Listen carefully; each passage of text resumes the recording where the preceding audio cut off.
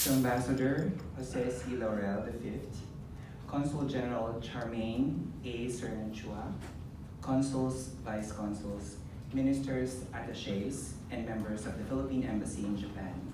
To the Association of Filipino Students in Japan President Ms. Ea Christine Clarice Tulin, its members, professors, family members, esteemed guests, and to my fellow graduates. Mabuhay and welcome to the Paghayo sa Taglagas graduation ceremony of 2019. Today marks a season of success. It is a legitimate moment to take pride in our accomplishments and an opportune time to look forward to a promising future. To all the graduates, congratulations. Before I begin, allow me to tell you the end point of this graduation speech.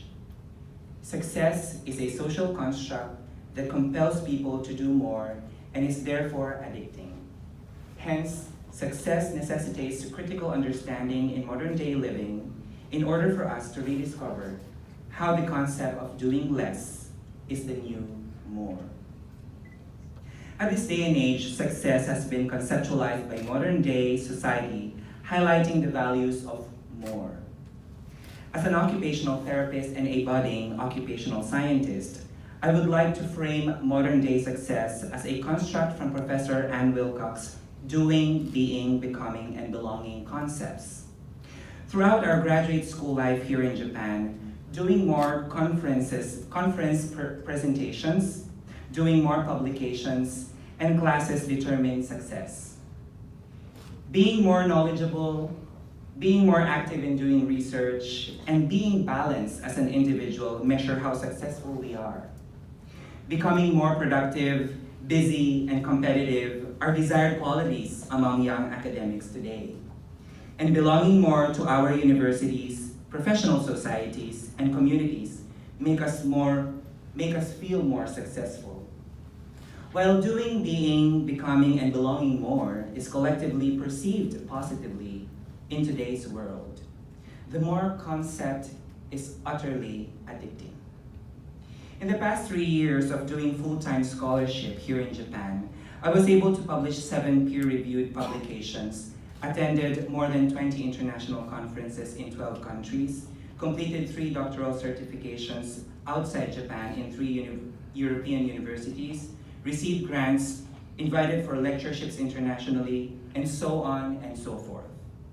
You may have done less or more, but in this competitive society, perhaps all of us would agree that we all want to do more of that for ourselves and for our future. Like drugs, chasing after success is addictive. It is difficult to pause and stop this addictive state when you are so used to it, and especially when society expects us to be successful. Let me reiterate that the concept of success and more are constructed positively. However, as future scientists, thinkers, and nation builders, it is our obligation to be critical in how we view these concepts to reduce and eradicate any bias. I hope you agree with me. While I have discussed the concept of more, what could be the other side of the spectrum? The diploma that we are to receive today is a testament that we indeed did more. But what does it mean to do less? In today's society, doing less for oneself is usually frowned upon. Resting, taking breaks, sleeping, and less working hours are sometimes perceived to be detrimental to one's success. However, I contend that the concept of less is equally important as the concept of more. With regard to defining success, and most especially on how this success can be shared with others. Upon entering my PhD chapter at Tokyo Metropolitan University in September 2016, I had the impression that only in doing more will I achieve success. I am more than grateful to have met people along the way who taught me that less is the new more. I would like to take this opportunity to encourage my fellow Filipino scholars who are already in the business of rebuilding our nation, who are still engaged in their scholarship, and to my fellow graduates to look beyond our accomplishments. I am proposing that doing, being, becoming, and belonging less can lead us not only to success, but to a life with infinite meaning and purpose. In my personal journey, I realized that in doing less, we can start appreciating the beauty of nature and the simplicity of life.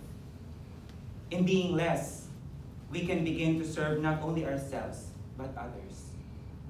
In becoming less, we can discover our hidden skills we thought we never had, including collaborative skills, adaptive skills, and pakikisama. And grit, don't forget that. And in belonging less, we can recognize that when everyone is against us, and in times of solitude and desperation, our God above will never leave us nor forsake us. This speech is called Message to the Graduating Students, and therefore these insights are very much applicable to myself. We are successful today because at some point throughout our scholarship, we recognize that we are less. Hence, we sought the supervision and help of our dear professors. We requested the assistance of our Japanese colleagues for our translation and survival needs here in Japan. We desired to hear encouraging words from our friends and loved ones, and we longed for the genuine company of our Filipino community here in Japan.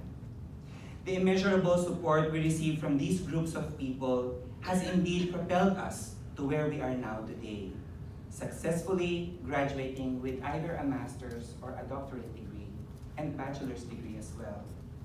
Simply because we realized that we can be more if we know we are less. As we open our next life chapter, let us go forth and carry out the concept of doing, being, becoming, and belonging less towards sustainable nation building and nation bridging.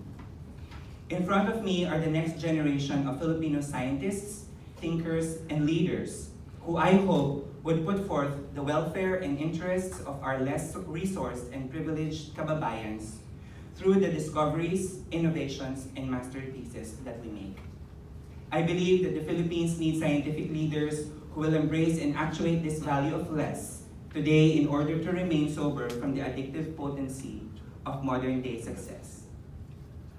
As I end, it says in Philippians 2:3-11, "Do nothing from selfish ambition or conceit, but in humility count others more significant than yourselves. Let each of you look not only to his own interests, but also to the interests of others. Have this in mind among yourselves, which is yours in Christ Jesus, who though he was in the form of God, did not count equality with God a thing to be grasped, but emptied himself by taking the form of a servant, being born in the likeness of men." And while I would like to say more, I choose to say less. Congratulations to all the graduates of 2019. To God be all the glory, honor, and power. Thank you so much.